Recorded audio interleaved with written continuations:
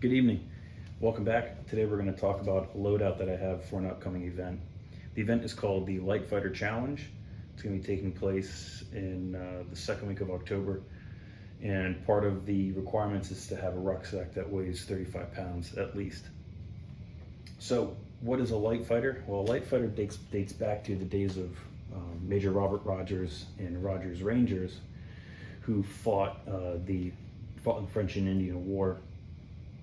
And they were, for those of you who don't know, they were a light infantry unit that was highly mobile, self-sufficient, could live off the land, and kind of acted as an irregular fighting force to disrupt enemies and raid and perform reconnaissance and whatnot.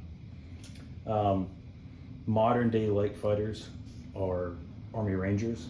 Most of Robert Rogers' standing orders and rules that he created over 200 years ago are still part of Army doctrine. They've been adapted and refined, but the fundamentals and the premises of these doctrines are all based off of Robert Rogers and his principles of light infantry.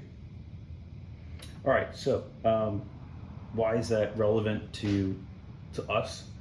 Well, I think it's if you are in this community and you are a responsible gun owner, you have sort of a duty and an obligation to be proficient with your arms and to have equipment to sustain yourself and your arms and to protect the people around you.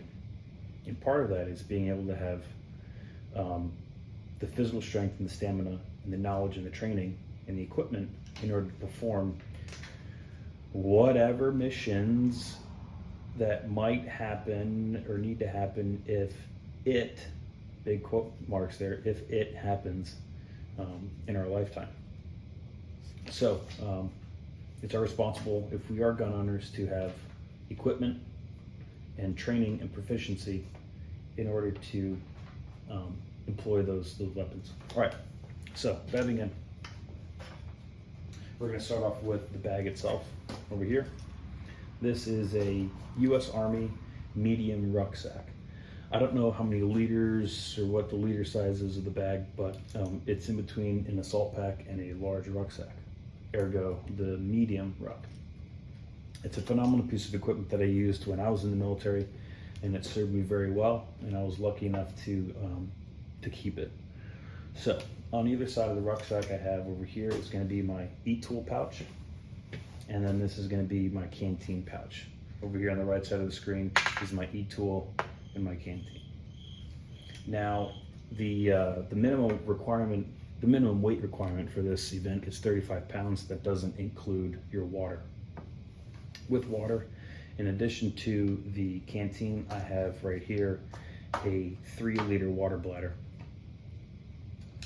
The rucksack is made up of 3 main compartments. You have a large compartment down here, a smaller admin compartment up here, and then the large main compartment of the bag. So starting on the exterior bottom compartment here, what I keep in there is going to be my wet weather top and my poncho. Moving up in the admin compartment up here, so I'm going to keep mostly these items that you see down here, which is going to be bug spray, iPro, a ferro rod, a survival knife, personal hygiene kit to include, which is comprised of baby wipes, foot powder, and a small personal first aid kit. It has Neosporin, New Skin, Advil, Band-Aids of varying sizes, and what's that stuff for blisters? Moleskin. I have Ear Pro, and then a weapons cleaning kit right here. So those are the stuff that I keep in this upper pouch right here. Then in the main compartment, we're going to start from the bottom and work our way to the top of what I keep in it. The bottom items are going to be kept in this waterproof bag right here, wet weather bag. This is a roll top bag that has a valve in it, which once you roll everything down, you can purge the air out of the bag to take up all that extra space so you can shrink your items down pretty tight. So The items that go in this bag are going to be right here, which is a bivy bag, my whoopee. These are leg gaiters for going over your boots and your lower legs. And then this bag right here, which is a full set of uniform. It's a complete change of clothes. Pants, shirt, t-shirt, top, socks, and underwear. It's camouflage. I don't normally wear camouflage anymore because I'm not in the military, but I'll talk more about clothing in another video when I talk about the clothes I'll be wearing for the event. But it's just nice to have a full, complete change of clothes. All right, after that, in the bag is also going to be an extra set of boots. Some might say, well, hey, like, shouldn't you just have one pair of boots? It seems like a lot of extra weight. Well, yeah, I'm adding some things to meet that minimum weight requirement. But if you've ever had cold, wet, soaking feet, and you've been out in the field for several days, there's very few things that feel more rejuvenating than putting on dry socks and dry boots. So I keep an extra pair of boots with me. All right, so those are all the items that are going to be in the wet weather bag. Then, on top of the wet weather bag, I pack 3 MREs. These MREs have been stripped down to just the bare essentials. Normally, I wouldn't carry MREs. MREs are kind of heavy. I prefer dehydrated meals. They're a little bit tastier and they're lighter, but they do have their downside. Is, you need to have a way to boil water, and it takes time to cook them down and everything. So your food is pretty much mission dependent. The advantages of MREs is going to be the fact that you can eat them cold. They're ready to eat. You don't need to do anything to them. Heating them up is just a luxury. So yeah, mission dependent. If your mission dictates where you can have a stove and you can kind of set up a patrol base and cook, great. But if you're going to be on the move, food is going to be one of those things that is a luxury. All right, I'll probably make a video about food, maybe as like a part 3A to this. All right, anyway, moving on. On top of that is I'm going to be keeping this fanny pack over here. Inside this fanny pack, I have extra ammo, which is going to be 3 30-round mags, which I have in here. Carrying extra ammo is incredibly important on top of a regular fighting load that you carry.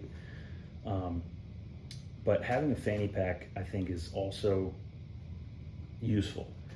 If you need to go and do some sort of mission or operation or observation, reconnaissance thing, and you need to be a little bit more incognito, and you're wearing your civilian clothes, you can take along a fanny pack instead of a huge backpack. You can stow your ruck somewhere, and then take a fanny pack in, and you can put some extra ammo in there. You can put a pistol in there. You can put a radio, or a camera, or some lookies and chewies, or whatever you want to do.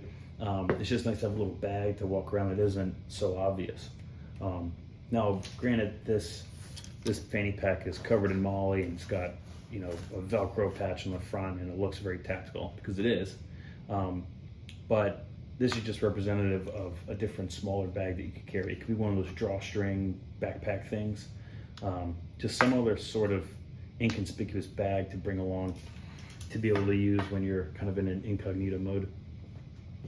So also in this fanny pack, in addition with the ammo, is going to be this bag of rocks. Why in the world do I have a bag of rocks? Well, because when I put this loadout together and I weighed my ruck, I was like 1.5 pounds short. So I went out back and I put a bunch of rocks in a bag, and now I have rocks in my ruck. So that is going to be the loadout that I have in my rucksack as part of my sustainment for this event coming up. And this would be my setup for my ruck as if I was still in the military, minus a few things. I probably wouldn't be bringing a large survival knife, because I was just a regular old Joe in the Army, so I didn't have a need for survival items. You know, we were very well supplied with our logistical chains. So I wouldn't bring a knife. I probably wouldn't bring a ferro rod. And definitely, sure shit, not bringing a bag full of rocks. But that bag of rocks could be representative of extra batteries for our radio. It could be more water. It could be more food. It could be more ammo. It could be other mission essential items, observation equipment, whatever. So yeah, this is pretty much what I would normally carry in a temperate climate, not in the winter. All right, well, hope you enjoyed the video. This is gonna be part 1. Part 2 is gonna be coming up here pretty soon, followed by part 3, and maybe we'll do a little addendum on food. Anyway, thanks for watching.